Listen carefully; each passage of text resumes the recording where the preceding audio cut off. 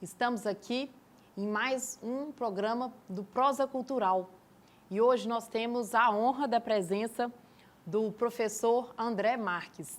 Eu vou deixar para ele mesmo se apresentar para vocês.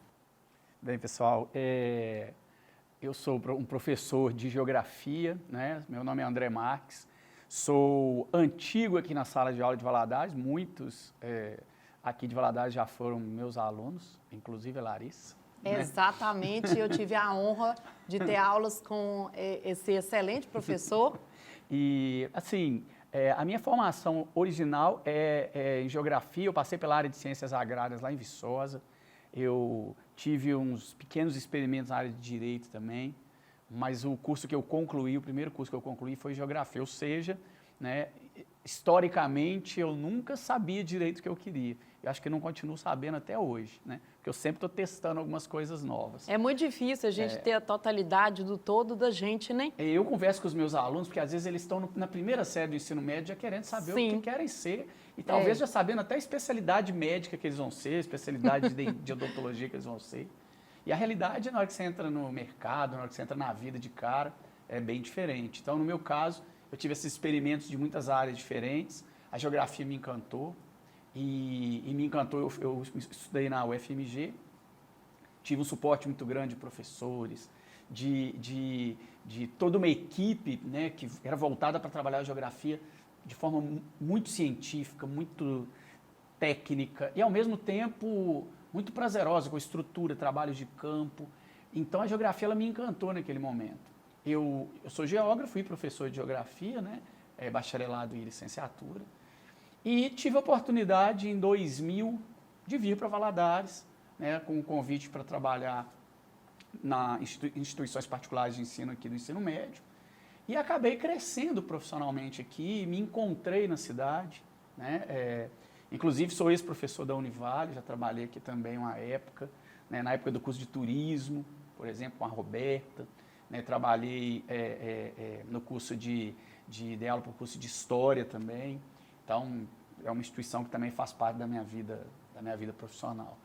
E, como a gente sempre fala, né, a gente vai buscando coisas ao longo dos tempos. Sim. E dentro da geografia, à medida que eu fui passando dia a dia de sala de aula, todo o cotidiano de ser professor, todo o cotidiano de enfrentar as barreiras que a gente enfrenta uma profissão que é desafiante o tempo inteiro, é desafiante no mercado, é desafiante no dia a dia, é desafiante economicamente, né? Sim. Então tem todos os desafios que a gente tem.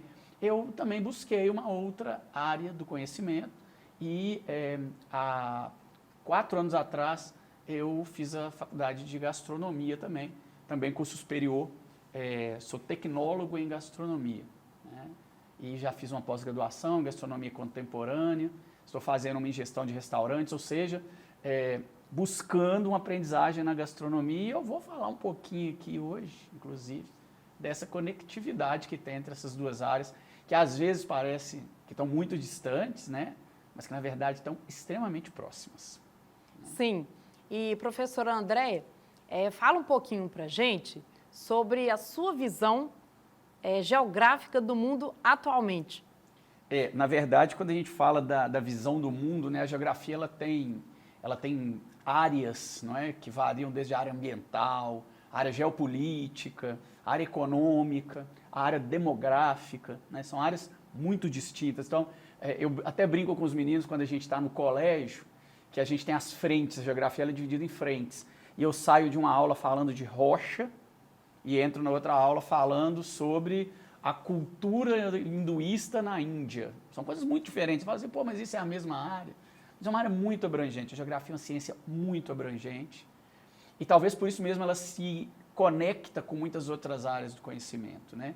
O mundo hoje, que é um mundo globalizado, com esse capitalismo informacional, como a gente fala na geografia, exato. Onde a circulação de coisas é extremamente acelerada, onde a gente tem um mundo em conexão o tempo inteiro, as cidades globais. Então, a geografia está intrinsecamente ligada com tudo isso. Uma aula de geografia hoje é uma aula onde você vai falar de tecnologia, onde você vai falar de cultura, de identidade, onde você volta na história do século XVIII para falar do início da Revolução Industrial e onde você chega para falar da indústria 4.0 e a inteligência artificial e a internet das coisas. Quer dizer, a gente viaja num cenário com muito uso da história, com muito uso da sociologia, com muito uso da área de biologia e química nas ciências ambientais também, discutindo os impactos. Né? Essa questão da interdisciplinaridade, que no fim das contas as ciências elas se entrelaçam. Sim, né?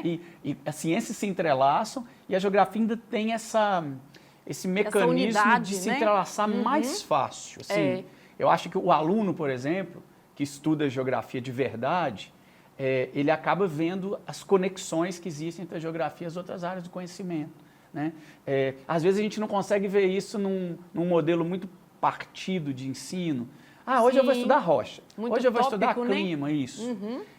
Mas com o tempo que a pessoa vai estudando mesmo, ela vai integrando essa geografia com outras áreas do conhecimento. Então, inclusive nas nossas aulas, as aulas que eu trabalho, eu sempre tento fazer isso, que é exatamente para criar essa conexão, que é a geografia. A geografia moderna, crítica, ela precisa ser assim. A geografia já foi no passado uma ciência muito positivista, que era descritiva, né? A geografia era descrever uma paisagem. Existe um morro com topo arredondado, com árvores sem folhas, tal. Hoje a geografia ela usa ainda esses recursos descritivos, mas ela interage com praticamente todos os sistemas. E aí você vê tudo isso que eu falei aqui para vocês numa aula, numa aula de geografia. Muita riqueza, muita interdisciplinaridade, muita conectividade, muita relação com outras áreas do conhecimento. E existe alguma área específica da geografia que te encanta mais? Olha, a minha formação na UFMG, inclusive, a minha formação na especialização que eu fiz em ciências ambientais, cheguei a iniciar uma atividade de stricto sensu lá na UFMG, na área de geografia física. Falava de estudos e controles de erosão do solo, era uma coisa bem mais técnica, bem voltada para a geografia física mesmo, até com algumas conexões com a engenharia e tal. Mas à medida que eu entrei na sala de aula, aí eu já acabei me encantando mesmo pela ideia da geografia na educação, a geografia como um componente da educação. Né? Maravilha! Então, a geografia misturada, não tão fragmentada igual a gente via na faculdade em alguns aspectos. Muito rico também você poder fragmentar e especializar em uma coisa.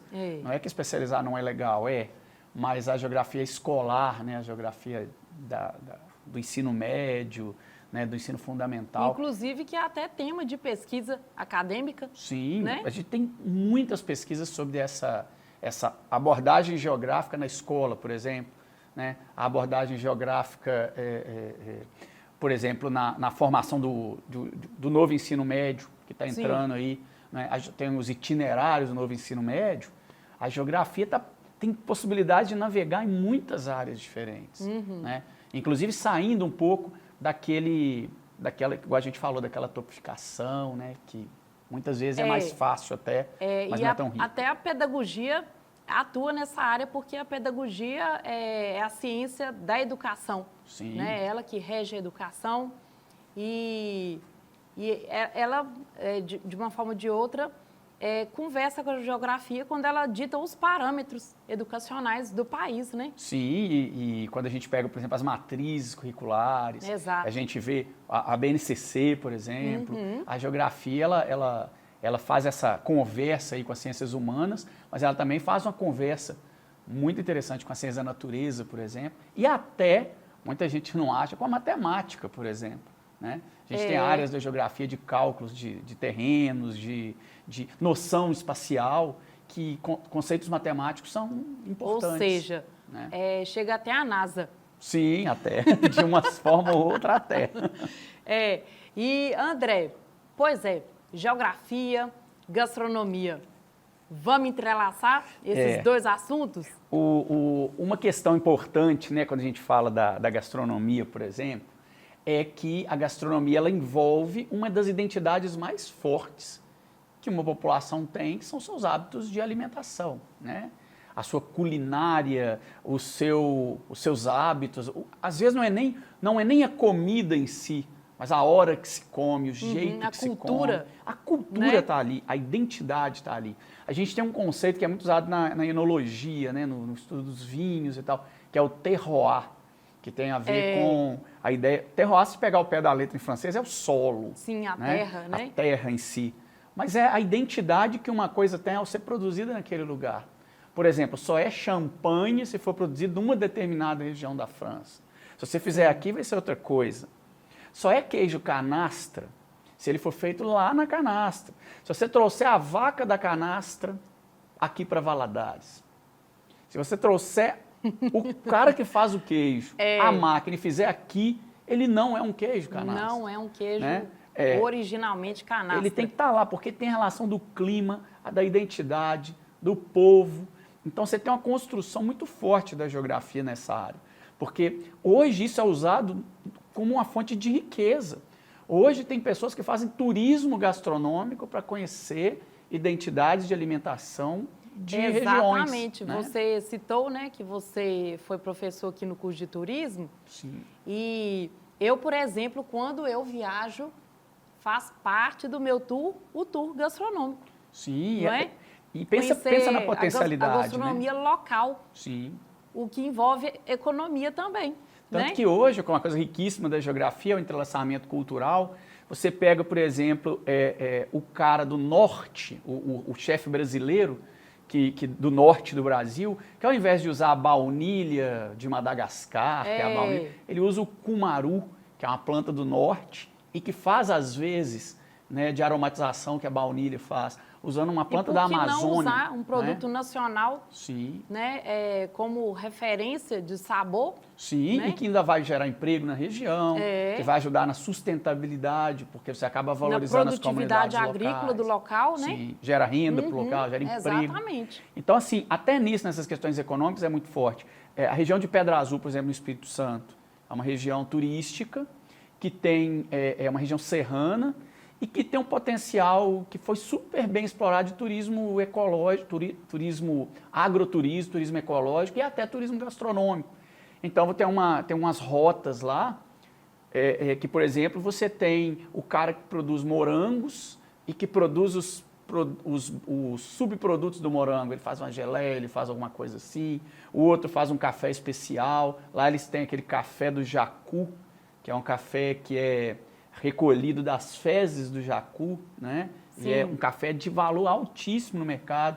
E aí você vai lá, você vê, por exemplo, os modos de produção. Isso é geografia, modo de produção agrícola. E isso é gastronomia também. Eu me lembro porque o produto gerado... desse tópico na sala de aula. Sim, então é uma coisa assim, de uma riqueza impressionante, que pode gerar desenvolvimento social, que pode gerar a tão sonhada sustentabilidade, que a gente sabe que é muito difícil de alcançar, mas é possível você ter comunidades cooperativas ganhando dinheiro com isso. Né? E a geografia, ela conecta com isso tudo, porque a geografia é a ciência do espaço. Tem um conceito da geografia chamado paisagem, que é um dos conceitos mais importantes dentro do estudo da geografia. E a paisagem, ela tem uma carga cultural muito forte. Sim. Eu vi um texto mesmo, um artigo, me perdoe aqui, porque eu não lembro de qual universidade que era, mas que falava da paisagem gastronômica de São Paulo.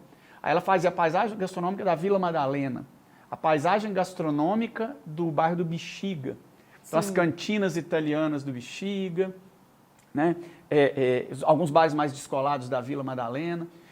Tem em Belo Horizonte um circuito chamado de baixa gastronomia, que é uma gastronomia do trabalhador, né? Que é caldo de mocotó. Aí tem um lugar lá que o povo vai lá tomar o caldo de mocotó, o torresmão, aquela coisa assim, que é bem própria do povo, do trabalhador também, e que dá identidade da cidade também.